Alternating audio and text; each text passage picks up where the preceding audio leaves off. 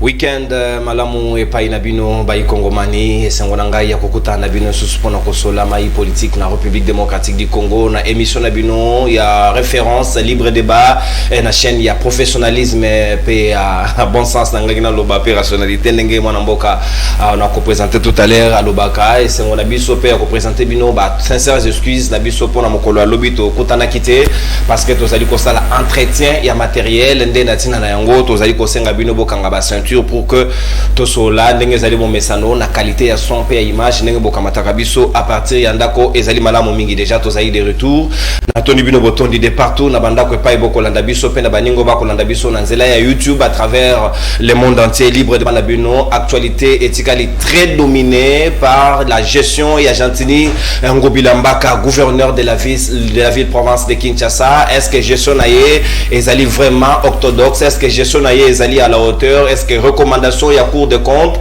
le fait pour na Gentini Ngobila ya kokitisa edi pour la reddition de compte na retard? Est-ce que ezali mbeba ou esengeli ko sanctionner? Est-ce que baïba député déjà na niveau ya assemblée provinciale ya Kinshasa bazali ko joba disposition pour na ko passer na sanction ya Gentini Ngobila Mbaka? Est-ce que a gérer malamu? Est-ce que cour de compte emoni ba faille to pe ba faute na lolenge na ye ya bokambi? Est-ce que ezali complot politique ni nous ezali na sima ya dossier yango to ko sola yango na ba Kongomani na plateau spécial la libre débat ya poso alelo pona koyeba est-ce que Ngobila azali à l'auteur ou bien azali coupable na o bazali ko reprocher ye na bayi et à parti na ye ACP ba communicateur pe ba cadre ya lingomba ya parti et na tozali na mona mboka mongamba ya peuple Gaston Piana azali na biso elongo la libre débat ya tongo alelo pe tozali na mona mboka José Kaniki l'homme de la rationalité et bon sens pe tozali na Emango Mango académia peine de ko Christelle Mwadi a ko rejoindre biso na minute ezali koya pe maître Gauthier Nsopambo na bangonde to komeka ko décortiquer en profondeur likambo ezali koya le lopo na gestion ya ville province ya Kinshasa parce que bakinois esengeli baye balolenge kani ville na bango ezali ko kambama pe lolenge kani misolo ezali ko se gérer na ngambo ya hôtel de ville ya ville province ya Kinshasa yango to ko fungola ba hostilité na José Kaneki mwana mboka boye imana mona libre débat. Est-ce que vous allez d'accord na ngai que cour de compte est reproché quand même pas mal de choses à Gentini Ngobila Mbaka, entre autres recommandations au Basengi Balobi et Sengela qui a déposé et dit pour la réduction des comptes à temps et ça dit presque mon message on a yé bat musubabi mukeba pas mal ko dénoncer. Est-ce que Gentini Ngobila a fait sa part comme il se doit pour que ba reprocher na ilo côté na pratique na? Merci beaucoup Ndeko Nono. Bonjour nayo pe na bande ko ngai to ko partager plateau. Bande ko na biso bande ko nanga ya CP Alliance de Congolais ba guerrier na ba warrior. Il y a monsieur le gouverneur Gentini Ngobila Mbaka au na PC Mbote buteur suprême de l'Union sacrée bien sûr. Ça n'arrive pas tous les jours Ndeko Nono était to kutana biso entre nous sur un même plateau, c'est-à-dire que c'est du sérieux. Na sens nini rationalité bon sens, j'entre directement dans la question nayo pour na kokende gauche droite té. Le Cambo il y a dépôt, il y a édit, n'est-ce pas? Il y a loi des finances. Ndeko non. Nous avons accepté la démocratie, Tolingi bonne gestion, le chef de l'État bien sûr, Aza adepte d'une bonne gestion. Voilà pourquoi Esengeli, chaque institution a sa musala naï. Là il n'y a pas de débat. Esengeli, cour de compte au wapi, tokoki koloba, ngwanangali na lobi et kufaka nango bandakala. Ils ont été quasi inexistantes. Mais aujourd'hui, grâce au chef de l'État, à cette vision-là du chef de l'État, à la Moussiango, à Pessi Makoki, Nenge Mokope, à Saraki Nangambo ya IGF, où ils ont sala Moussala Nango, Nenge Mokope, côté ya Senaref, Nyoso wana ba service wana, ezali bobele, pour la kosunga ete kita ya bakongomani ebuta emata ekende liboso pour l'intérêt de la République. Wana c'est clair, il n'y a pas débat. Mais au-delà de ça, voilà pourquoi nous félicitons d'ailleurs le chef de l'État par rapport à cette vision. Mais au-delà de ça, ce qui te continue à kati, institution mon côté, ils ont la cas parfaite. Mon sala mon côté, il y a il y a mokilio et la parfaite. C'est-à-dire que ceux qui au côté na kati ya cour de compte, au côté na parlement, au côté même na présidence, au côté na bref na institution, l'hôtel de ville. L'hôtel de ville aussi pour citer, la perfection n'est pas de ce monde. Ça c'est clair. Mais on voit le résultat donné d'une manière globale pour l'intérêt de la population. Parlons, il y a Edi, Dépôt Wana, Ndeko. Je suis très ravi aujourd'hui que la Cour de compte ait péci biso raison, particulièrement Gaï. Parce que ça a été toujours mon discours, ça a toujours été élément de langage. Lorsque, entre guillemets, politiciens véreux ou mal intentionnés, yaki na sima kobanda kolukela mwana mboka Jantiningo Bilambaka qui fait un travail honorable pour l'intérêt des Kinoises, babanda qui ko accuser makam. Mais ngana lobaka toujours été, le contrôle a toujours été fait par Banane, par les députés provinciaux, mais aussi par le bureau, c'est-à-dire président et assemblée provinciale. Il n'y a pas de problème. Dans la démocratie, on converge, mais on peut aussi diverger. Mais pendant 4 ans et demi, avec cette affaire de dit, au cours de compte, ils ont réclamé, bien sûr, des droits, on se comprendre. Mais, quelque part, la Cour de compte nous dit et signifie aux Quinois et Quinoises que pendant 4 ans, on a eu à contrôler le gouvernement. C'est-à-dire que chaque année, na début l'exercice, puis na fait l'exercice, babanagi qu'on déposait toujours, c'est-à-dire moi na mboka Jantiningo Bilambaka, abandaki toujours kotika qu'on déposait, n'est-ce pas, gestion à la fin d'un exercice. Ça c'est clair. Et tout ce temps de konono pendant 4 ans et demi, la réduction de compte qu'on déposé na niveau il y a APK et bien sûr à cette époque-là comprenez que la Cour de compte est vraiment presque l'autre côté. Ce n'est qu'à 2 ans le lot depuis que le chef de l'État la moussi et je comprends son souci, mais ce que je note c'est que pendant 4 ans le dépôt a été fait, mais seulement pour une fois on a démontré ici que jamais on a eu à fustiger la mauvaise gestion de Jantiningo Bila. C'est-à-dire qu'il a toujours bien géré. Sa gestion pendant 4 ans a été bonne. Parce que après chaque dépôt, eh ben, les résultats, toujours positifs. Maintenant, par rapport à Yarita Ndekonangai, par rapport à Yarita, j'aimerais d'abord signaler ici Nalombango. Bon, qu'est-ce qui peut justifier retard Wana? Parce que Batubeli est d'accord. Entre autres cours de compte. Ndekonangai, Baleya Nakati, il y a gestion Ezalaka toujours. Baleya Ezalaka. Pour une raison ou pour une autre. Lorsque la Cour des comptes est en train, disons, de reprocher, n'est-ce pas? Mais Essengela qui peut poser la question pourquoi il y a eu ce temps. Est-ce qu'elle a posé cette question? Est-ce qu'elle a posé cette question? Est-ce qu'Ayoki, n'est-ce pas, il est censé remettre un à temps? Et pourquoi? Merci. Remettre qui en haut à tenter. Mais est-ce que c'est une faute de gestion? En tout cas, je laisse la latitude na bande copé pour que na monopoliser parole. Merci mon Mboka José Kaniki ACP sika toko kamata déclaration ya parti politique ACP natina na yango bazali ko dénoncer ou ezali complot politique. Est-ce que ezali réellement complot topété avant na kamata mon Mboka mongamba ya peuple na ko kamata extrait ya vidéo ya 3 minutes to landi yango na bokebi et puis to zongi pour que tokota na pertinence et à sujet. C'est parti.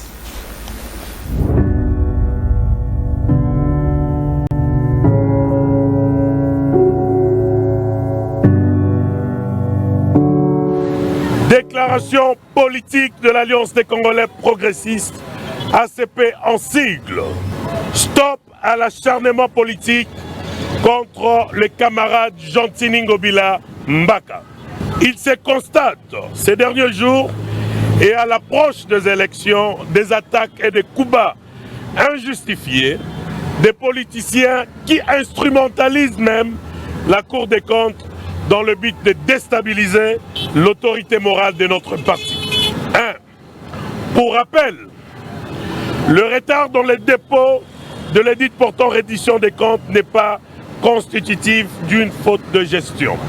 Au regard de l'article 214 de la loi numéro 11/011 du 13 juillet 2011 relative aux finances publiques qui définit clairement une faute de gestion.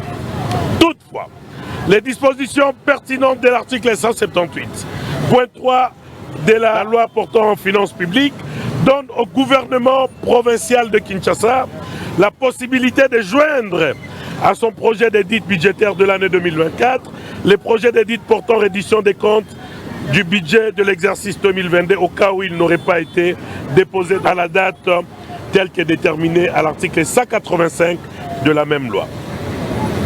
2.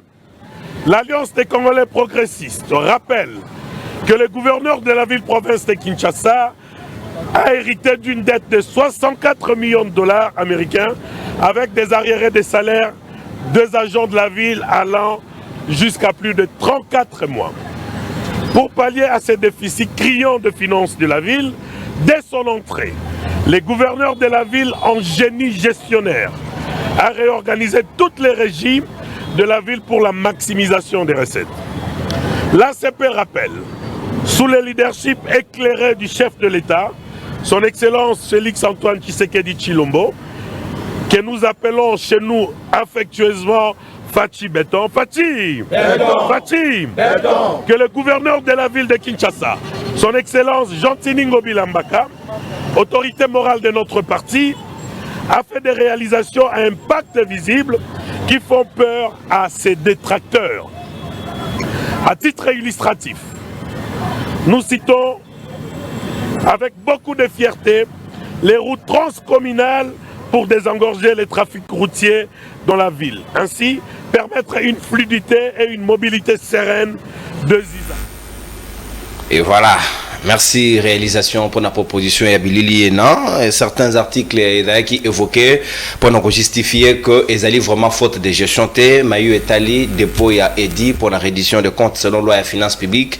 Mon amboka Gaston Piana, est-ce que vous allez d'accord que Ngobila certes fait reconnaître qu'a déposé qu'il n'a délété, mais il n'est pas aussi interdit que Akokiko s'est rattrapé. Est-ce que c'est pour ça des cours de comptes Sengi va sanctionner? Est-ce qu'il n'y a pas d'autres griefs où il concourir la décision?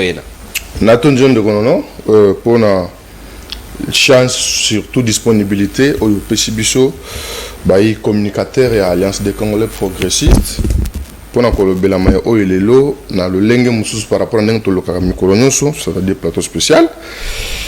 Ndekonangai makamu o ezali koleka mninga nanga ya utikoloba awa le président de la République son excellence Félix Antoine Tshisekedi Tshilombo tango aye aroyingeli na ngone ne tanke mokonza mboka abandi ko tia institution ou ya contrôle ya msolo na biso o ezalaki ya kolala entre autres IGF o azali ko sala moko na lolenge sengeli IGF o asungete caisse libenga ya l'état evimba na mosolo par rapport ya lolenge nazali ko sala musala ni népotisme ni clientélisme sans toutefois que base la manipuler par des politiciens moroboye ou bazali en perte de vitesse.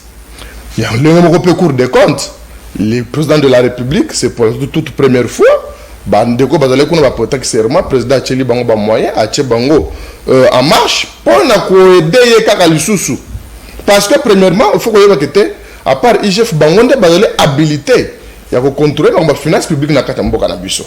Maintenant ya ngonde tozali ko mona makambo oyo bango balobi non.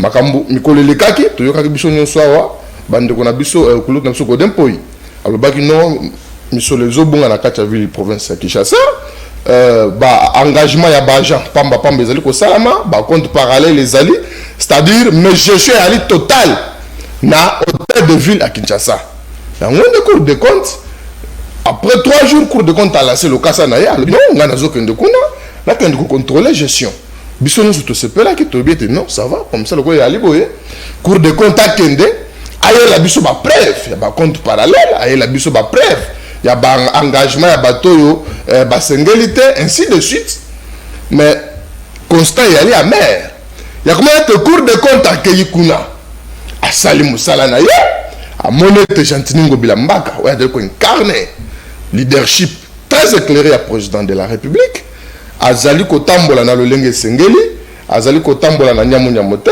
asimbaka mbongo ya bayi congolais te ndeko nono tika na biso ba congolais pe na biso te Gentini Ngobila Mbaka azali parmi les rares congolais oyo baye na politique pas pona koluka mosolo na lobaka ngo c'est Gentini Ngobila Mbaka depuis ali gouverneur asombi ata le pont ya 5 mètres te donc Gentini Ngobila Mbaka yali mutu makambo nyonso benga na mosolo asala yango avec mon gouverneur boni akoyaka mosolo ya ba congolais oyo apasi oyo akuti banyongo plus de 34 mois bafutami te aya kobanda kozwa abanda kofuta lisusu abanda lisusu kozwa mosolo wana adetourne yango alors no moni cour de compte balingi babima na lopango balobi te a déposé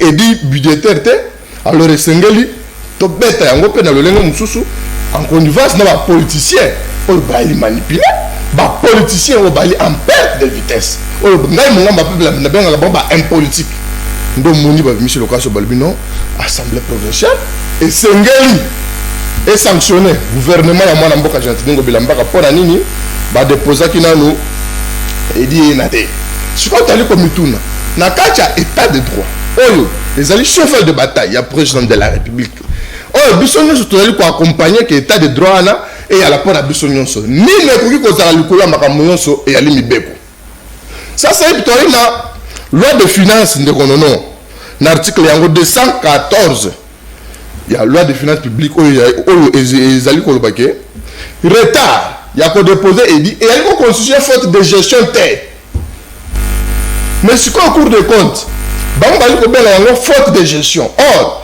retard eyena parce que namonaki nani ndeko kaniki alobi na mikolo ya bakopesa mais bapesaki yango déjà lobi badeposaki déjà bayi kongomani il faut baye c'est-à-dire après recommandation à cour de compte après le cour de compte asalaki recommandation eyena te c'est-à-dire mosala cour de compte ningi esalama te esenga na assemblée provinciale mpo na barappeler na gouvernement adepose yango mais malheureusement cour de compte lokola eyali manipulé bayali donc présence agent kombo kaka na elongi yango bila moto ozoderange bango ndo moni basali makambo na bango enano assemblée provinciale bosuspendre yango mais mibeko eyali koloba nini ndeko non le retard dans le dépôt du projet de dépôt portant réduction des comptes eyali koconstituer faute te ya gestion sikoyo soki faut en cas de non-respect des normes pendant l'exécution du budget l'exercice tandis que la réduction des comptes est un rapport d'exécution d'un exercice qui est passé c'est-à-dire exercice oyo eleki bato bazolokola ndenge muningana ngalobaki en sorte na ebandeli bapesi mpe na soko bapesi mpo na kotalisa retracement lolenge nini mosolo oyo epesaki baministère nini bamobilizaki interministère se bakokende kodepose donc ekoki kosala faute de gestion te mais est-ce que bazali kosenga babi assemblée provinciale lokola ezali faute de gestion oyo kaka ezalika na mitu na bango oyo bazali koprouve na bateste te basanctionne gouvernement ya Gentini Ngobila Mbaka sikoyo assemblée provinciale ndenge azali wana azali na qualité parce que soki faute de gestion ezali faute pénale assemblée provinciale akoki kopesa sanction oyo ezali en matière de pénalité assemblée provinciale azali kozala gouverneur azali kocontrôler exécutif provincial azopesa basanction oyo politique au cas échéant akoki mpe kosanctionner bien sûr motion de défiance oyo eyali politique mais oyo eyali pénal oyo eyali pénal c'est-à-dire oyibi mosolo yabayengomaki sasa tokokanga yo c'est-à-dire cour de compte ye moko soki faute de gestion eyali cour de compte ye moko akosaisir d'instance judiciaire pour na koloba ete esengeli bokanga bato oyo bayibi mosolo ya bayengomaki sasa mais lokola eyali te balobi no assemblée provinciale à sanctionner parce que si quand on a kata ote mon mboka mongamba ya peuple et sanction pe singeli bangi sabinote parce que na ordre ya ba sanction et assemblée provinciale ils ont motion de défiance c'était ba ko ça la question orale avec écrit et débat boye échanger boye expliquer bango boye évoquer l'article wana pourquoi ça doit susciter beaucoup de tollé comme ça na ngonga lelo comme médicament non kasi ngonde na lobby ndeko na ngai na lobby premièrement il faut que assemblée provinciale na biso ezali constituée na ba élu légitime ya peuple oyo bayali conscient oyo bayebi mibeko na biso lolenge etambolaka mais là quoi biso que Godin Poyi parce que moi je suis là Godin Poyi hein na batu mususu o bazali sima ya makambo ena alino bubakela ngai soki est-ce que l'assemblée provinciale bisiki ngai nali na quoi beni na kosa mais na solution que na loi de finances de babuyo en cas d'une faute de gestion en cas d'une faute de gestion la loi de finances préconise des sanctions pénales et administratives. Or, l'Assemblée provinciale ne peut pas infliger des sanctions politiques au gouvernement. Pénales au gouvernement. Si on a la comituna, Batouana et le politique. Kabal la bango et politique. Merci. Yomo komoni le lengenini, bandi kota mwana komba jantini ngobila mbaka. Non ngobila bon mais au moins que ngobila na lusa pero na chite. Tant on kuma ko la salle IGF. Jantini ngobila mbaka ali premier gestionnaire. Il y a la République démocratique du Congo, où il y a Sénégal, IGF Yaka, Ozala Nangaï, affecté IGF n'a pas régie financière, affecté IGF n'a pas ministère, n'a pas besoin point à contrôler. Maintenant, par le quoi, parce que la Ngobila Makambo, Baké, si quoi, beaucoup de le côté, balayer le coin. Merci. Maintenant, tant que le quoi, Makambo, on a besoin de parce que, biso, le gouverneur de la ville, l'autorité morale, Ndeko, non, a Pekisaka, biso, Tokiko s'attaquer à l'autorité à l'union sacrée, il faut tous la discipliner. Ainsi de suite. Mais comme il a dit, tous les balages, nous ne sommes pas des lâches. Merci, mon nous sommes des progressistes. Tous les énergie. Il y a qu'à protéger le pouvoir. Il y a Félix Antoine Tshisekedi Tshilombo. Tous les énergie. Il y a qu'à défendre. Moi, je suis un peu c'est la dernière souffle. Merci. Parce que merci Gaston. Merci. Dernier avertissement. Merci. C'est bien Bassali. Donc, deuxième avertissement. Merci, mon gars. Merci. Merci. Nous sommes. Calmez-vous.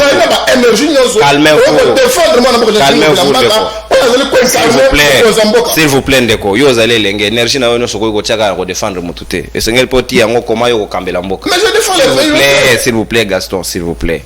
Toi kana malamu leo. Mongamba peuple.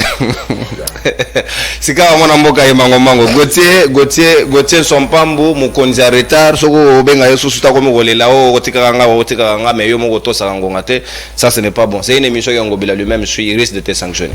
Mwana mboka mango sika maloba mboka wayo est-ce que vous allez d'accord que les Kambo et Salemi Oyo ezali quand même une démarche normale na cadre de l'administration et koki kozala na lolengo zo kozwa ba angle politique tende yango commis un peu dérangeant. Merci Ndeko Nonoko, merci na Nene Osemel, merci na Bayeba 8 ans ya kolanda biso li bakundenge tolobaka na lingala ya solo ya kolanda biso awa nani kaka na lobanano eloko moko très capital. Bon ça qu'il en fouenge na lingala solo. Merci beaucoup. OK. L'ACP Tisiko tolobaka eza le meilleur parti. L'ACP reste le parti le plus populaire. Naibiti nanini na bandi wana. Ko répondre na question na yo. Otuni Gaston pia na question moko awa pourquoi sanction et ko bangi sakabiso. Nani na compléter a répondre qui en très bien maintenant compléter pour tous ana pour tous compléter. Sanction et zo bangi sabisoté. L'institution qui doit sanctionner les gouverneurs ou la province, n'est pas l'Assemblée provinciale. Et ça déjà faute oyo Cour des comptes à Sali. Yango nazo mituna. Est-ce que na Cour des comptes kenda ki pena batangi mibeko na bango bien? Est-ce que batangi pena loi sur la loi sur les finances publiques? Na mituni. Pour esa assemblée provinciale tende sengeli et sanctionner gouverneur. Je vais lire ça tout à l'heure. Et dans des cours des comptes. Tant au bango balobi que l'article 214, au regard de l'article 214, Ndebaza, que l'Assemblée provinciale a sanctionné gouvernement provincial, la ville, tout consort. Ope sangana tanga po bango déjà balobi presque tout. na évité awa tozana article 214 loi de finances est passible d'une sanction pour faute de gestion à l'égard de la province ou de l'entité territoriale décentralisée toute personne. Première sanction, qui n'aura pas respecté les règles d'engagement des dépenses, qui aura engagé des dépenses sans avoir le pouvoir ou reçu délégation, qui aura engagé des dépenses sans disponibilité de crédit, qui aura effectué une dissimulation de nature à permettre la fausse imputation d'une dépense, qui se serait procuré à soi-même, à autrui, un avantage injustifié sous toute forme, entraînant un préjudice pour la province ou l'entité territoriale décentralisée. Nakati ya maina tangi awa sanction ya dépôt ya redi ezate. Bon yebisanga cour de compte azoli yango wapi. Yango biso tango tosali déclaration batu balandi awa tolobi ezali acharnement contre l'autorité morale na biso Jantiningo Bilambaka. Po yango na tangi peut-être ngai batu bakolo banakosi article yango na peso yo bande évoluer non yo continue pesa ngai mais évoluer donc sanction na 4 article 214 wana bato ba Holanda biso na bandako batala bakokuta teke sanction oyo bazo senga ba sanctionner ville à Kinshasa ou gouverneur ou telle institution eza na kati wana. Mais pourquoi cet acharnement? Ce qui peine à zongi lisusu mwasima avant même baya na sanction wana. Pour la question ce que chaîne ya acharnement place outi. Na ba bien chaîne ya acharnement. Bateau baza sima ya acharnement. Le président Godin Poyi awa to utaki ko bunda na ba plateau awa oh non tala zo senga boye na gouverneur akomaka 6 lettres na 48 heures. Oyo siko assemblée comme cour de compte yepa ye na système kawana a commis 3 lettres avant kutuna nubaya ko inspectionner na ville. Ozolanda ngai ozomona déjà chaîne wana ya bato ba ko landa ka Jantiningo Bila po ba ko isaye injustement. Bakoti hôtel de ville biso to kanisa ki batu tu ba bien cour de compte a comme hôtel de ville ba ye to yebika ba kozwa ba faute grave ya gestion. Bazui détournement te bakuti mais gestion ezate tout ça ezate au agent fictif au Godin Poya lobaka ezate bakuti yangote bakuti compte parallèle ezate ndekonanga Gaston lobi yango détournement ezate. Alors déjà kutu babimaki na hôtel de ville mais babeti chita sima babité babengi bango na téléphone te non ba déposer édité. Vous imaginez, Yango Bisoto Kolobaka, Jantiningo Bila est en train de travailler. Laissez ces gars. Botika papa bato yenda zo sala mosala ya ville à Kinshasa. Gouverneur a boye na ville à Kinshasa na nous tozwa été. Bisoto tolobaka boye bato balobi jalelo. Jalelo ezalaka sans fait. Ce qui ozo kumisa ka ngobila mais ozo pesa ba salité. Te jiba abwaka ke bongo po ayebi que c'est un bon gouverneur. Nazo ebisayo. Tango kumisi mutu nzambe tango to kumisa ke c'est-à-dire quoi? Nzambe nazo kumisa yo po pesinga souffle de. Nzambe nazo kumisa car nzambe pa lobi lokumu na yaka bolaka na moto te. Lokumu ya nzambe ezandenge mususu. Oyo ala toto ezangi nde ba mona lingala. Tozo bwakela ye ba éloge Ngobila Mbaka na français to koloba bongo pona nini? Po aye na misala ebele asali. Bango siko cour de compte bakuti ba faute te o bato bakanise la kaye. IGF même était déjà avant la cour de compte, l'hôtel de ville. L'IGF aussi n'a rien trouvé de mal, de faute, non.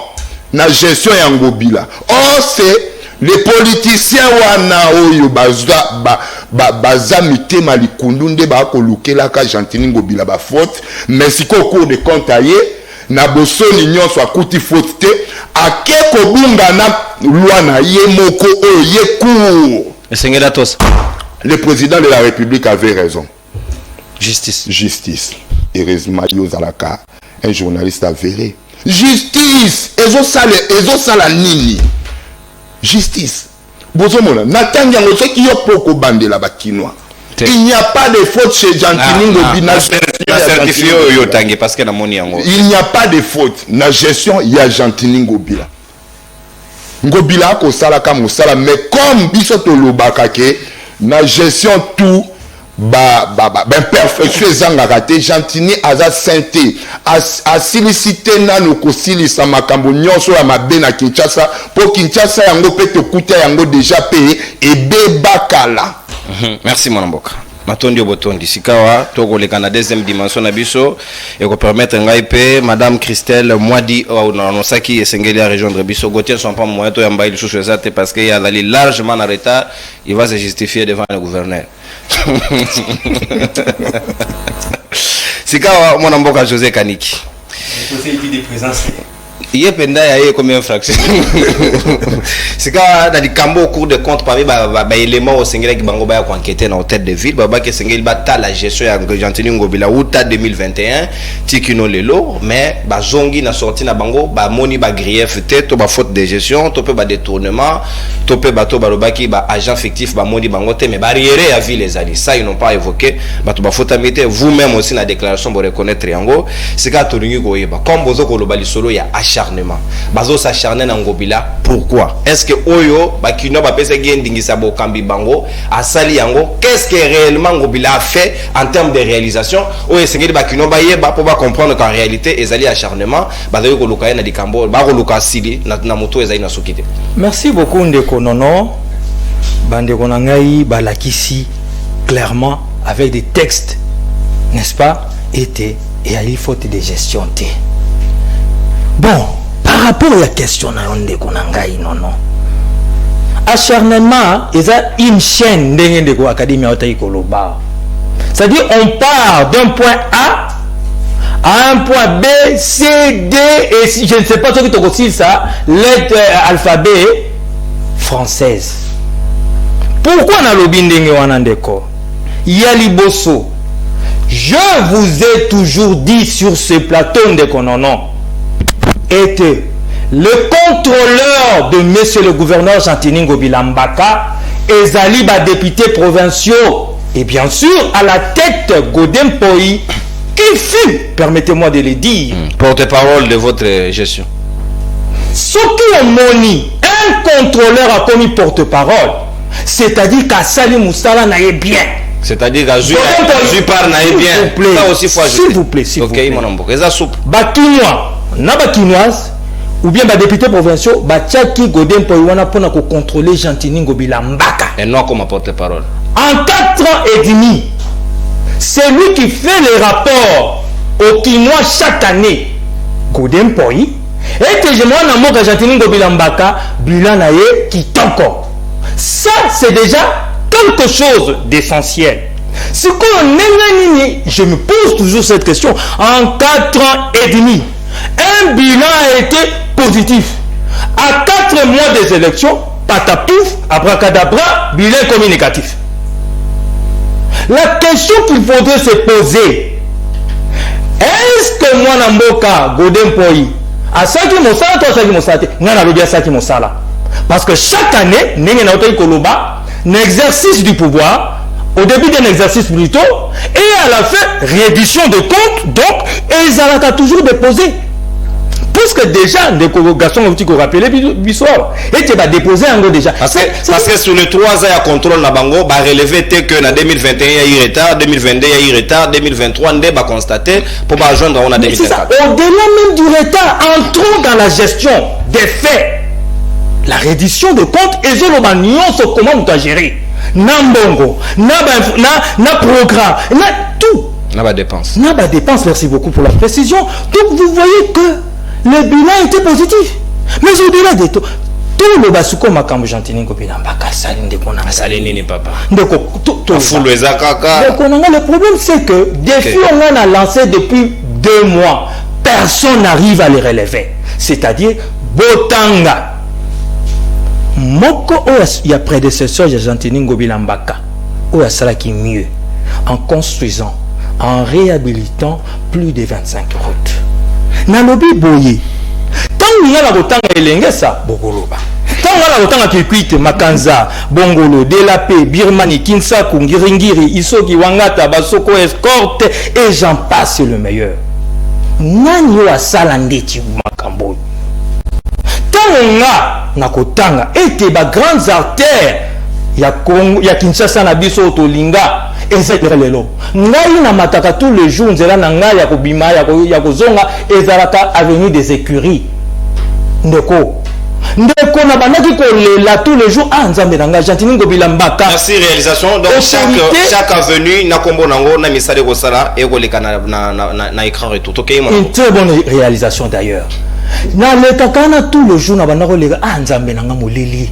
Est-ce que Jean-Tini Ngobila koki ko sala mosala tene asala pe biso koto mosala o asali na Willery par rapport au éclairage public na Lumumba na comment on appelle ça? Yo bien ngo Willery alors comme ça on déjà change Tshisekedi.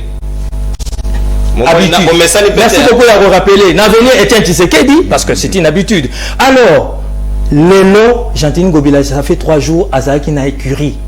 Et ils allaient éclairer des magasins qui n'ont l'icolo. Donc, éclairage public au rendez-vous. Ndekonanga pont Bongolo. Tobitali solo nango yo ebinenge melaga bandako. Ndekonanga pont Kauka.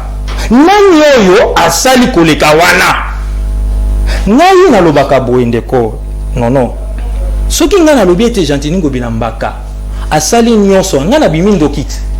Ngana bimi mutalukuta na buki lokuta. Te Jean-Tini Ngobila asali nyonso te. Mais asali bapa, atie biso na nzela oyo akokuta ye, oyo akoya ko remplacer ye, akokuta quelque chose et si tu vas se reposer pour continuer évoluer même qui cherche la développement, c'est ce que j'allais dire. Nanzela ya oyo déjà Jean-Tini Ngobila Mbaka sali. Au-delà de tout, je n'aime pas monopoliser la parole. Ndekonangai, masolo ya santo. Ndekonangai. Kaka nenge tolo ba ete mama ye molelo ezo mata. Obi masolo ya zando zaka nenge mona edio ya retard. Les délais où ezaki qui est parti pour na kosala zando et les cas c'est sur voilà encore. Tala nanu bitumba ko kanisa lisolo ya zando. C'est déjà quelque chose. Ko banda ko tiango en marche. Yo yebi bitumba o elekaki na ba libanais o bazwaka zandu na ba mama na ba papa en otage. Il a fallu qu'on kende na tribunal. Il a fallu qu'on kende ba gauche à droite pour être le lot. Tout buka zandu wana tout refaire yango na modèle ezali ko sale mandeko na ngai. Avec 650 magasins oyo ekozala. Avec ndeko na ngai 1500 colonnes ou pieds oyo ezali ko implanter pour que mata. Avec 40 000 mètres cubes, mètres carrés plutôt. Il y a surface. Avec, n'est-ce pas, de Konangaï, 80 000 ou 65 000 places. Oh, yoba maman na ba papa ba kokotana. Alors que tout le monde a 5 000. Au-delà de tout de Konanga pour style ça. Bref, acharnement, ESA, par rapport à tout simplement pour bondissa mon amboka Jean-Tini Ngobila Mbaka, pour déstabiliser les chefs de l'État. On ne déstabilise pas, chers politiciens. Vous ne déstabilisez pas moi Namboka Jean-Tini Ngobila Mbaka, mais vous déstabilisez pas plutôt le chef de l'État parce que Jean-Tini Ngobila Mbaka est le représentant du chef de l'État. Et avec le travail qu'il a fait, eh bien, ils en ont appelé qu'à chef de l'État pour que le chef de l'État soit encore élu parce que tout a été fait sous le leadership, sous l'impulsion du chef de l'État. Merci, moi Namboka José Kanik. Yoko tout Kabila Jean-Tini Ngobila Mbaka. Et c'est ce que tu reproches, allons sur le factuel. Bino moye reprocher ngai et le bakabon théorie des deux bonbons. C'est que vous avez cherché beaucoup de théories, les bonbons, les pas là, les bonbons là. Qu'est-ce qu'on retient dans tout ça? Bon faciliter biso makambo s'il vous plaît. Mon mboka mongamba peuple Gaston Piana avant que nous la madame Christelle Moadi na zo peine ko emango mango. Est-ce que vous allez d'accord que Ngobila a sali peut-être au ba congolais bazela qui na yete mais au regard ya ba moyen ya zaki na ngona possession ya politique na ye, il a quand même fait quelques réalisations mais ba ko reprocher en termes ya ba réalisation na yete mais ba ko lokaye sur le plan politique. Est-ce que bino bozali en bon terme na baninga na bino union sacrée ou baninga ba régler bino compte parce que ezali na bino na kati et otambola madame Mingiti. Mwana mboka mopanzi sango monene awa acharnement obsoto ali koloba et ali ko utase na bongo na bisote et ali ko utase na mibeko oyo ezali ko sala ke gestion ya finance publique ewe ko zala ndenge au na article 214 oyo batangi makam oyo ko yiko faute de gestion donc la retard ya nani réalité mais il faut soulever que les gouverneurs de la ville azali na pifosat ningise ya ko répondre te na ba faute de gestion na ye devant la cour des comptes. Au moins na article 216 il y a loi de finances publiques et au remis juriste de circonstances sans préjudice des dispositions du code pénal. Les fautes de gestion visées à l'article 214 de la présente loi commises par les contrôleurs budgétaires, les comptables publics et les ordonnateurs autres que les membres du gouvernement provincial ou l'exécutif de l'organe délibérant local sont examinés et jugés par la Cour des comptes. Toutefois, la responsabilité pécuniaire du comptable est mise en cause au moyen d'une décision de débit prononcée par la Cour des comptes. Donc, procédure non soyo. Bateau parce que Cour des comptes, c'est l'institution noble. Mais la personnalité la Kachouana, bazalinde manipulé pour ne saluer l'institution mobile. C'est pourquoi nous interpellons même le président de la République.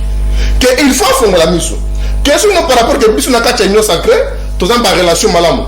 Je le raffirme encore aussi que nous, l'Alliance des Congolais progressistes, en commençant par notre autorité morale, nous entretenons de très bonnes relations.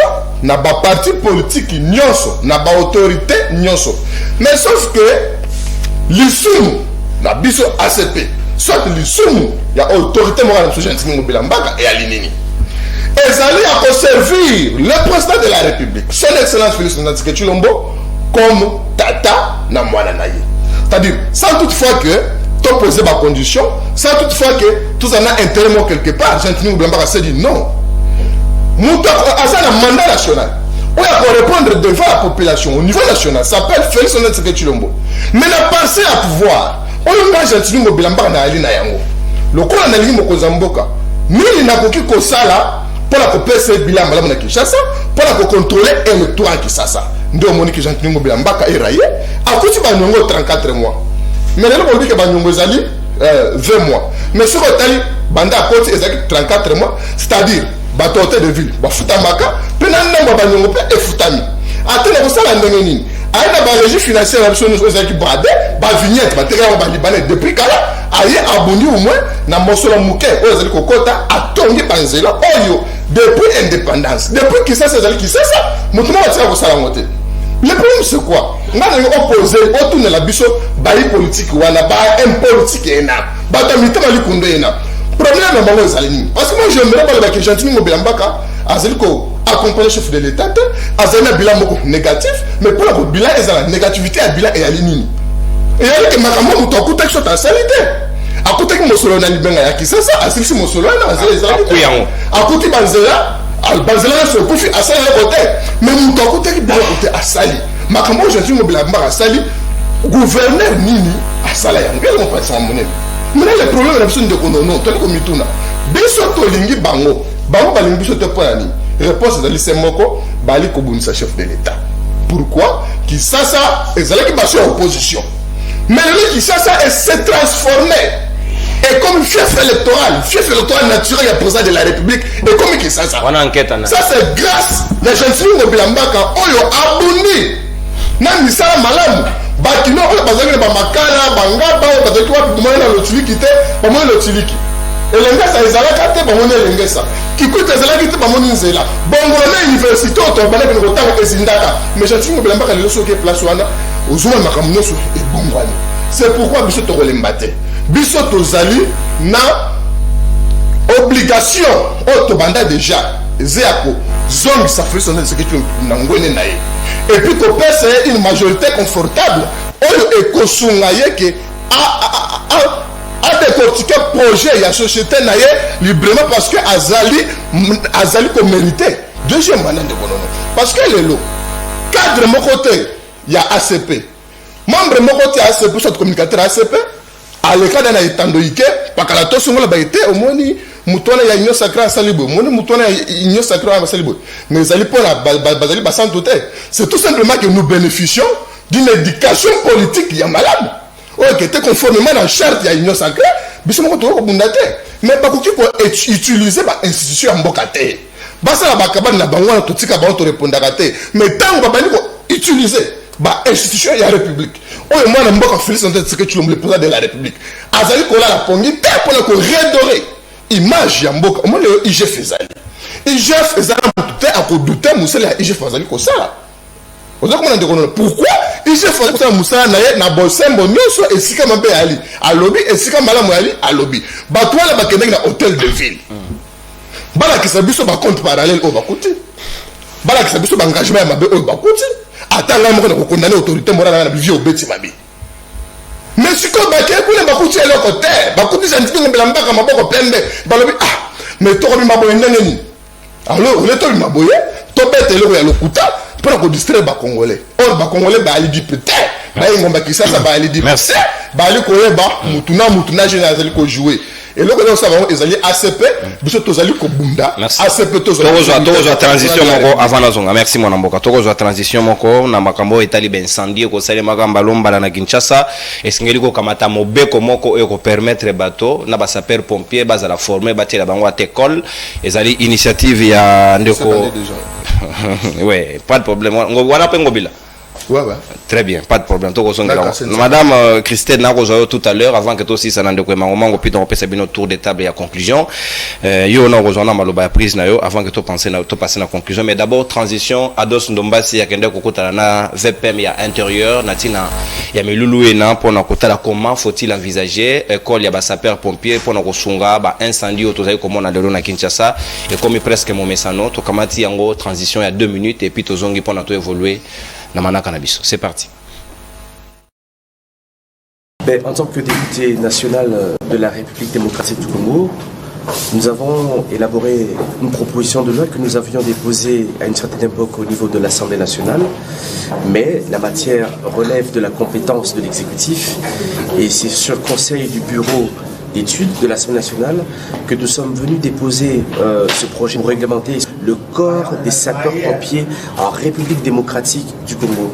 Vous allez remarquer que chaque jour en RDC, il y a des incendies qui se déclarent par-ci par-là. Mais malheureusement, le corps des sapeurs-pompiers n'est pas organisé en République démocratique du Congo. Il est inacceptable d'avoir une ville comme Kinshasa qui n'a que 9 camions anti-incendie et 5 camions sont en panne. Et tous les 4 camions anti-incendie se retrouvent à la Goumbé. Mais alors, quand un incendie se déclare au niveau de Massina ou au niveau de Malueka, qu'est-ce qu'on fait avec tous ces embouteillages? Donc, par ce projet de réglementation, nous disons clairement qu'il faudra aujourd'hui initier une école des sapeurs-pompiers en République démocratique du Congo et voir comment installer des antennes de sapeurs-pompiers dans toutes les communes de Kinshasa, mais aussi dans tous les territoires. Voilà un petit peu le pourquoi de notre présence ici, chez le vice-premier ministre, ministre de l'Intérieur, Peter Kazadi. Je pense qu'il a énormément apprécié et il nous a mis en contact avec ses conseillers, son Dirkaba, qui prendra contact avec nous et on va essayer d'évoluer. Pourquoi pas aider à ce qu'il y ait un décret demain et certains arrêtés qui pourront réglementer bien sûr le corps des sapeurs-pompiers en République démocratique du Congo. Vous avez appris hier qu'il y a eu un incendie au niveau de Limete et un autre au niveau de Matadi Kibala et plusieurs personnes qui décèdent. Il y a un sénateur qui est décédé il n'y a pas très longtemps suite à un incendie au niveau de Limete. Donc je pense que ce travail que nous allons faire avec le vice-premier ministre de l'Intérieur pourra bien sûr sauver des vies. Et vous devez savoir que les sapeurs-pompiers ont un rôle très important, pas seulement pour les incendies, mais en cas d'éboulement, en cas de tremblement de terre, en cas de glissement de terrain. En cas de guerre aussi, les sapeurs-pompiers sont là bien sûr pour aider.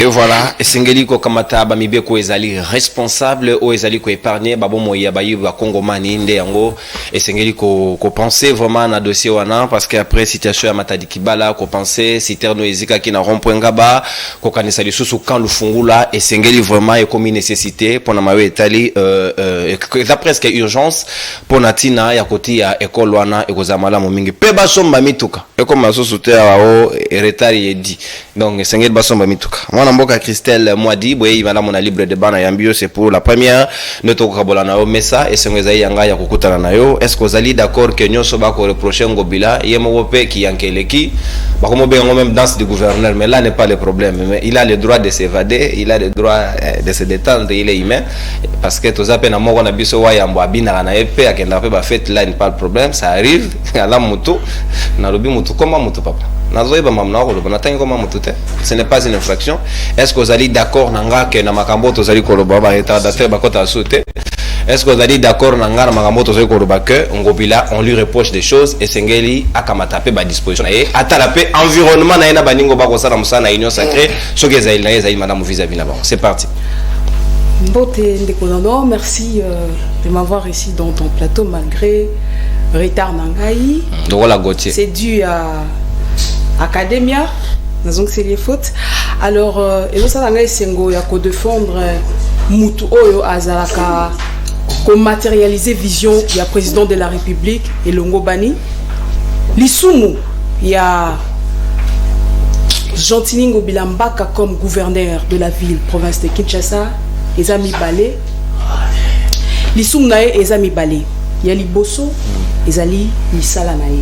Donc on sala musala malamu ezali so. Oyaza oui, lisumu na sali na mbo na Congo to pe na Kinshasa ezala ka mibali.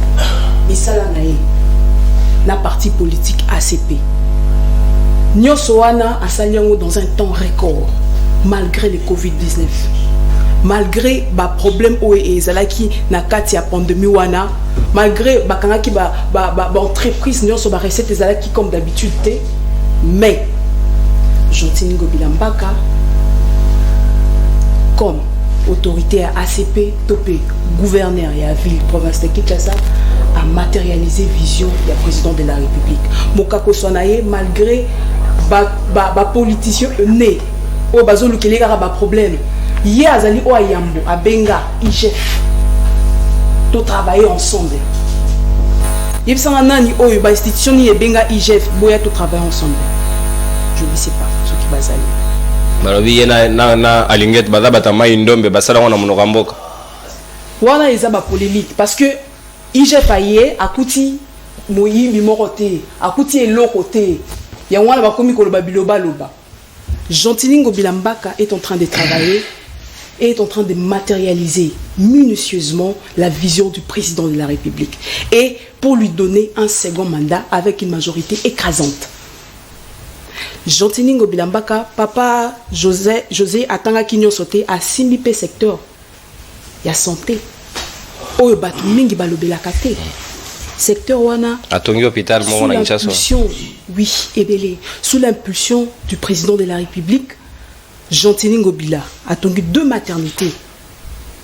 Na Maluku. Et si Luanati atongi. Oui, comment non? La maternité fantôme. En tant que journaliste d'investigation, au Kendo là qui s'appelle. Formons madame. Les informations. Kende va t'associer avec le ministre de santé, ministre provincial de la santé. Et ça m'a cambolé kutate. To le belakangote parce que au moniteur mutu alinga rappelle to finga batu na plateau. Moi je me rappelle un jour na lobara mabe na plateau. Ben, donc il n'aime pas. Alors, à part maternité, 2 maternités na Maluku, à Tongi Lisusu maternité na Kingasani. Comment na peso musalo ke koluka yango kono la ta na Kongomani. Donc maman voti moi na bakobola oyo moi il y a ba matériel na ba différents hôpitaux à Salengo. Réhabilitation, il y a hôpital. Il y a Kitambo magasin. Il y a Kitambo, pardon, na centre de dialyse. Il y a habité Soko Yokango déjà. À part ça, hôpital général à Selembao, à Tongi, salle moderne, il y a réanimation. Vous voyez, Misala Wana et Salami dans un temps où Yotozaki na Covid-19, pendant la pandémie, mais Fachi Béton, il s'est sacrifié. Il a le sens de l'altruisme et de l'abnégation. Pour servir son pays comme ça, tu dois être un enfant de pays. Maternité à Combo Ezate, vous êtes enfant de pays. Jantiningo Bilam, papa. Vous êtes journaliste. Pourquoi on vous appelle des journalistes d'investigation? C'est pour que vous nous facilitez la tâche. Non, d'ailleurs, à partir de Combo, on a quitté la guerre vérifiée. On a péché ça dans Maluku. Va faire des investigations, vous allez trouver ça. Si géolocalisation. Na Selemba pour éviter. Il y a Selemba on a eu Combo, oui. Sanatorium pour bien voter. Wana na yebi. Maternité 40 na tika na soif. Et ça 3. Ma construction est allée concrète. Merci, je ne vous accuse pas, ils en ont bonne ambiance. Oui, bien sûr. Et ça, qu'on pèse en pifo, la présidente de la République a un bilan devant les Congomans, devant les Kinois, qui Jantiningo Bila, en tant que gouverneur de la ville province de Kinshasa, il a pu réaliser, mettre en œuvre la vision du président de la République. Merci. Matondi obotondi. Oka communicateur musuza koma olala matanga la mugireta. Mbogo. Yaga tunasirisa. Wana gote topam. Mwana mboka et mangoma académie. C'est quand est-ce que vous allez quand même d'accord que la réalisation est ali et sengeli ba reprocher ngobila en termes de réalisation même si jusque là et là de manière fortuite était na rotuna bino ba komba ba maternité ezanga kombo na mboko. Il faut nous faciliter les tâches. Communicateur de bino mwa compliqué ngavia. Ouais là kingasani. Ba kingasani ba bengi na chombo ame kombo na no yete mais c'est pas grave. So kina no silité herbo inogire bo pesa kombo. Tika biloko wana. Et maman, parlez-nous des réalisations en termes de bilan. Il y a Jantiningo Bilambaka où esengeli ba kino ba retenir et on permettre biso que ba il va couper ça peut-être que motema likuna na ba adversaire politique na o ba ko combattre lelo. Oui, Baninga déjà batangi quelques réalisations, mais on a rappelé les sous-souki. Jantiningo Bilambaka, concernant, pour la monnaie déjà tout côté ma réalisation, concernant les dits budgétaires, Oye Sengela qui a déposé, et soit qui retard, déjà, ils ont déposé lobby vendredi. Les autres samedi, ils ont déposé lobby vendredi sur recommandation. Il y a assemblée provinciale. Assemblée provinciale à Monaki était sanction, il y a coupé sur tel des villes exaté ou ville à Kinshasa exaté sur Makambu, il y a dépôt, il y a édit budgétaire et Sengela qui kaka à Salanini a ebisaï kende ko déposé et bango déjà locaux les ala qui prêt et diwana déjà bakenda qui ko déposé yango et ça déjà na cour de compte et ils ont accusé réception na épargné batuka pour na temps et communiqué na za na ba lettre tout oyo déjà ba déposé qui pour accusation à réception accusé de réception pardon il y a cour de compte autour ni makambo il y a réalisation biso dernièrement ba communicateur il y a oyo basangani na mesa oyo a pas retardateur Gauthier oyo zangi awa tout ça là qui conférence on peut se maloba yosuka ko charger bingite ah bon OK merci pour yon de colo plateau collabora dans mais aya carita été surtout na sina mati plateau c'est autant de sanction donc na banda lo baboye Jantiningo Bilambaka sali plusieurs réalisations tout ça là une conférence de presse tout présentant qui en je crois que vous allez qui wana awa tozo beta CT tozo sala ki jale loté Jantiningo Bilambaka asali penyon sorti tolobita bongisi Kinshasa tolobite abongisi Kinshasa excusez-nous mais tozoloba asalinde misala ebele bato ba kotunanga biso kaka na ba construction de ayaki mais ba construction de routes wana ozo kabango batangi et ça plus de 15 routes qu'il a construit et qu'il a réhabilité n'a pas si précision et puis ba route wana économiquement eza na mosala na yango zwa route lokola elenge sa 6 km. Est-ce qu'il y a aussi de ces routes construites non achevées oh non misala de sécurité si ezali lokola route qui quitte a to tangango na parmi ba réalisation et maintenant nous et c'est comme presque à la fin eza lokola route c'est comment na nous peut exilité na koimba mona que ce exemple net ya route c'est comment ezo zwa bandanji li komina ndi lwana ti kokende na frontière ya Congo central c'est-à-dire économiquement et rosalani et kokoti c'est la biso badare alimentaire et belé soki ezo à Congo central. Route locale lengesa même côté sécurité p. Tant bazo sala ba route boye Yengo Bila et son équipe bazo sala ni bazo éclairant en même temps. Éclairage déjà na mboka soki ezate et provoquera insécurité. Toko dans secteur ya sécurité. Donc, azotonga banzela na sentiment te ka kwa tonga banzela. C'est pour désenclaver aussi ces communes. Une route transversale qui traverse 6 communes par exemple. Dites-moi. Déjà, désenclaver. Route loko elenge sanaye bisaba tout secret mo quoi. Route wana tokuta 2 têtes d'érosion. 2 têtes d'érosion où ils ont un panage ya gouvernement central de sengela zipa d'érosion. Mengo bila na kati ya misala na ye asalani azipa 2 têtes d'érosion wana en même temps asala ba expropriation ya ba parcelle ebele zaki tout autour ya d'érosion wana kapo nzela wana e komandenge ba omone lenge se komi. C'est-à-dire ngobila aye lisusu apesi bana Kinshasa DGPEC secteur emploi. DGPEC, Direction Générale de Publicité de Kinshasa. Employé dans la Kinshasa et belé Puna. Maternité, Oyo le Bezangi Combo, en tout cas la population, excusez-nous. Ministre à santé, Nabiso, Apesi Biso, mais Ezali Biso, au moni équipe Oyo. Tozali, Tolobaka, Tozaba communicateur, nous disons qu'il a venu. Il y a certaines données que vous échappez. Ouais. Aux la sanction. Exact. Donc, Ezali met au quotidien de la bino. C'est ce qu'il faut peut-être dire à la population concernant la maternité ou à Tanguy. Mais Ezali, construite. La plus grande maternité de Kinshasa, c'est Ngobila qui l'a construit. Donc, dont le nom n'est pas encore connu. On vous envoie les noms d'ici soir et puis, Sengayo avec tout respect, nako obligé avec tout respect. Obligé la lundi. Maternité, wana, secteur emploi, secteur santé.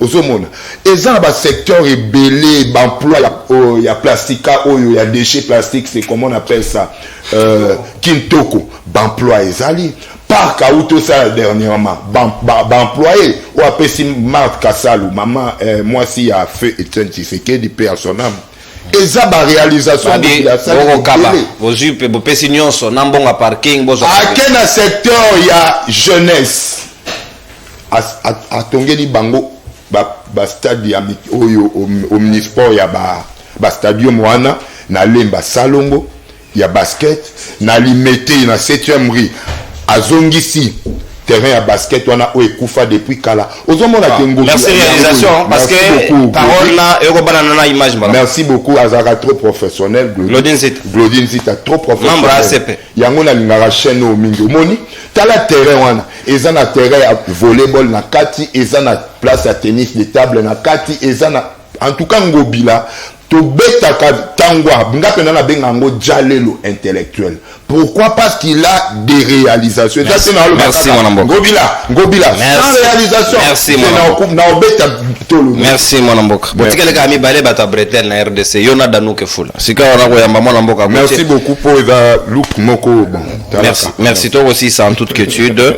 Mon ambo ka gotien son pambo akokota pour kazo 3 minutes na ya suka. Yepe na ozonga ndenga suka to ko conclure en même temps mon ambo ka José Kaniki avant que non to bana Kaniki ndeko s'il vous plaît moka. To ko zo conclusion en termes de conclusion 1 minute 30 chacun et puis toi aussi ça n'a goté na 3 minutes na pour conclure.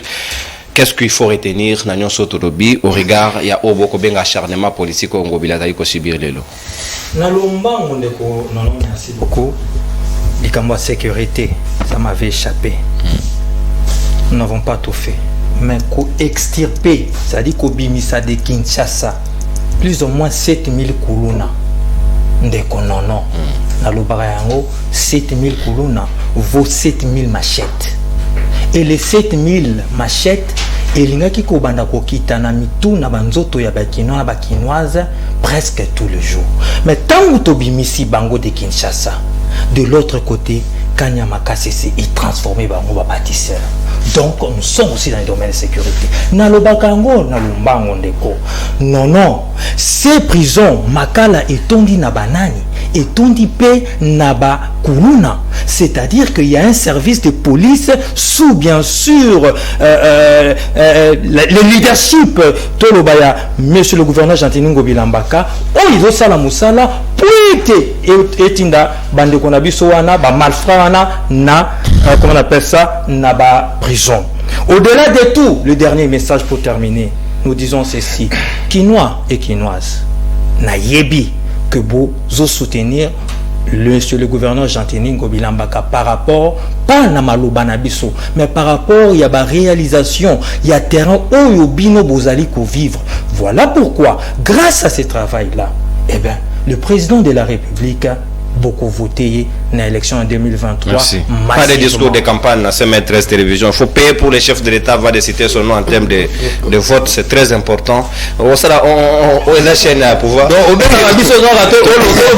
S'il vous plaît, s'il vous plaît, de organique. S'il vous plaît, de organique. Les discours de campagne, c'est ça qu'on doit sanctionner. Tolérance, s'il vous plaît. Il a peu près campagne. Mon amour à Gaston Piana. Conclusion en toute quiétude, toi aussi ça en toute bonté. 1 minute 30. D'accord, non, non, non, la question Bilili à honorable Ados Ndombas, où on a félicité, où à la question en face à mon preuve à patriotisme et à Zali Lengemoko. Azali Kobunda vraiment pour Namboka, surtout dans la circonscription électorale nae, bana ya funa, il faut bazala na fier nae parce que monique a boy nae, kolanda fayulu na makamba nyamu atala lobi non. Il doit servir le pays dans le mandat national où Azali Nango. Pour citer ndeko nono, ngai en tant que mungamba ya peuple, ingobiliste par conviction, nazali kolobalisi suboyi. Biso baye ACP tozali na énergie. Il y a qu'à défendre le pouvoir. Il y a moi Namboka Félix Antoine Tshisekedi Tshilombo. Oyo Jean-Tiningo Bila azali ko incarner Tina Suka. Jean-Tiningo Bila mbaka ngana azali ko tcha au défi. Ba dongolo mis wana nyonso, ba détracteur wana nyonso, ba politique ene wana nyonso. Que oyo azali ko komona que Jean-Tiningo Bila mbaka asali musala maramu te. Aya to sala débat contradictoire parce que moi Namba Kino Nyoso Babete Jean-Tiningo Bilambaka a un bilan prestigieux, un bilan depuis qu'il s'est gouverneur mon côté, Antikala Kosala Yango. Makamu Nyoso, la réalisation Nyoso Baninga Batanyan de Konono. Parce qu'il faut que ce mette le but, mais Mouta Zalaki à Salini. Parce que ce soit le Banongo, Ezaki 34 mois, mais là sur 34 mois. Aucun gouverneur a tonga 1 km. J'ai dit bien 1 km et Zéla Moutatika Tonga à Zate. Dans le boulevard à 30 juin, éclairage public, où est-ce d'ailleurs apanage. Il y a le gouvernement central. Et la torche de éclairage. Il y a éclairage public. Dans le boulevard du 30 juin, il y a une ampoule 8 pambes, il y a un là. Mais l'éclairage public, il y a ceux qui ont le boulevard à 30 juin, il y a le Congela, ceux qui ont le Willery, il y a le Congela, il y a le Autotomi, il y a le Congela. C'est-à-dire qu'il y a le Makambo et il y a la Kate. Mais au moins, on va mettre le moyen de vivre les alliés qui souffrent parce que tout le monde a Banjongo, a dit que fout à Banjongo à ville. Merci. Alors c'est Makambo et Sali. Le président de la République. Azalina soutient à ses pieds. Si la souka, vous allez accompagner pour couper ses mandats. Quel que soit, poste habitant, badongolumi sur badai kosalawana, cause Jean-Tiningo Bilambaka nanzela na été, Jean-Tiningo Bilambaka azali mwana ya nzambe, et nazali sur rete bakongo. Merci Gaston, merci. Oh yonos ako sala lisusu banyamu na mwana ako kotana na basepie na kanzela na. Merci mon amboka na Tony Bino Botondi to soli madame Openda to ko koma na suka mwana moka emango mango oko conclure en 1 minute 30 avant que n'allait kana madame Christelle et puis to ça na 3 minutes na ndeko Gauthier. Voilà la mise à point. Merci ngana zo conclure ka na minute moko 30 secondes nanga okoko pesa yé comme retardateur na lobby boye. L'affaire, comme les conclusion, l'affaire, il y a dépôt, il y a Edi. Tolobi Yango Peto Bandeli, le non dépôt de l'Edi, et sa faute de gestion T. Oyongo Bila Asali. L'article 214 n'a pas dit ça. En outre, une faute de gestion est sanctionnée par la Cour des comptes et non l'Assemblée provinciale. Cour des comptes, Fongola Matoi.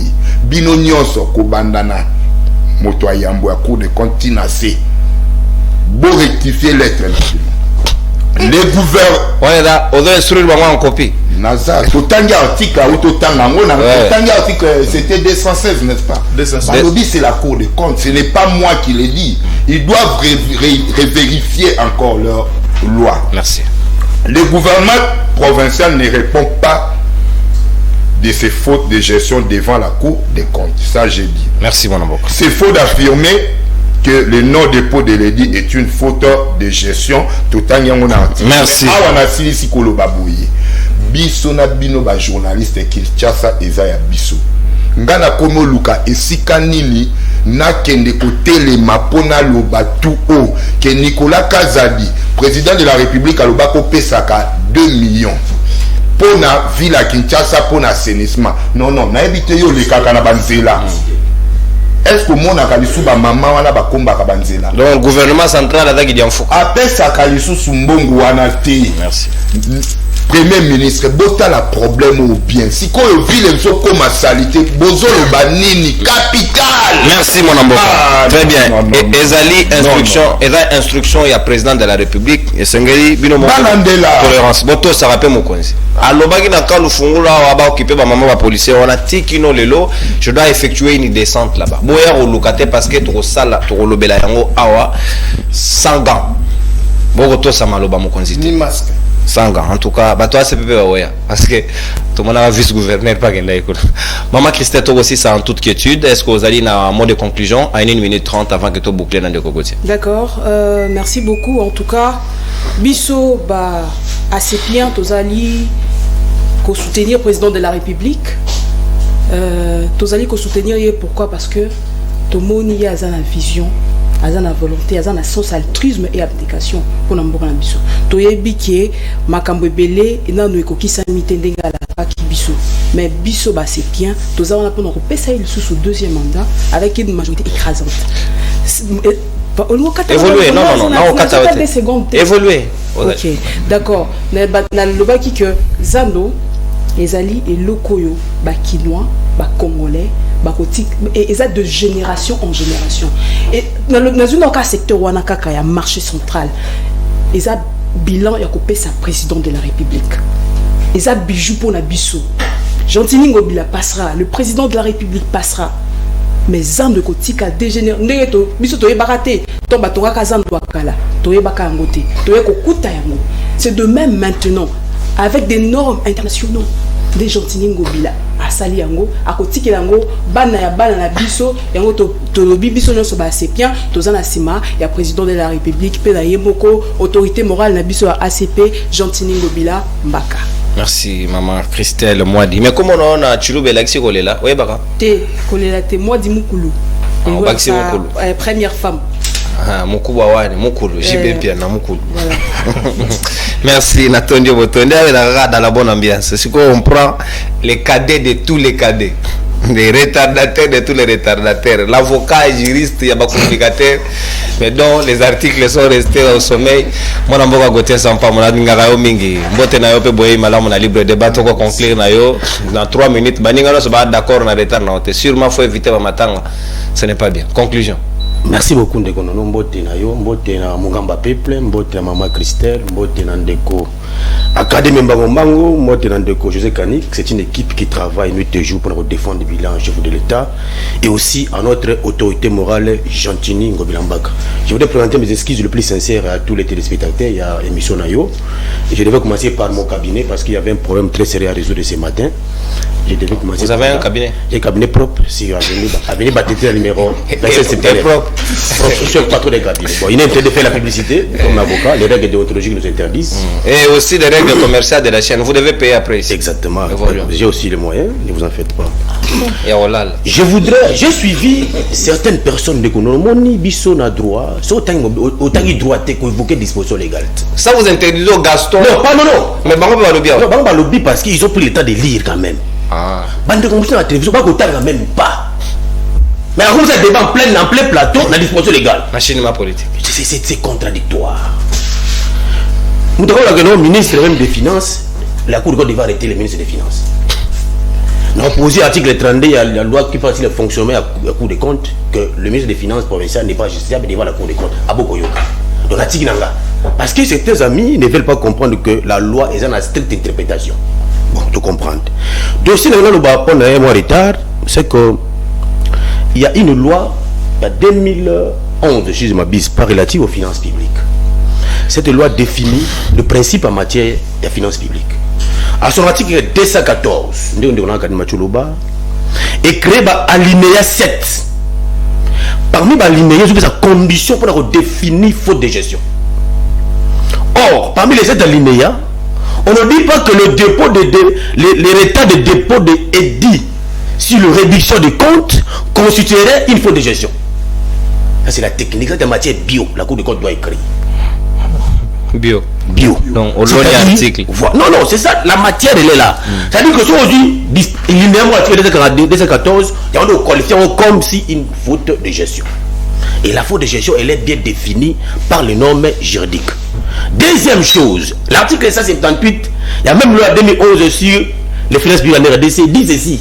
Le retard de dépôt de l'EDI sur les réductions de comptes ne permet pas aussi au qualifié comme la vie faute de gestion, mais ils ont permettre aussi, dans retard, on permettre ensemble de gouvernement provincial et ça l'ajoute. C'est-à-dire que sur le plan de l'été, on peut s'en arrêter aujourd'hui. C'est-à-dire que toutes ces dispositions-là, Ngobilamba n'a aucune violation. Ce qui est bien aussi, on m'a appris qu'hier, le gouverneur et tous les ministres, ils ont déposé les dits à réduction des comptes, mais je note également que le ministre des Finances et provincial doit faire son travail comme ministre des Finances. Donc, pour aider Mokozia et Ngomba Kinshasa.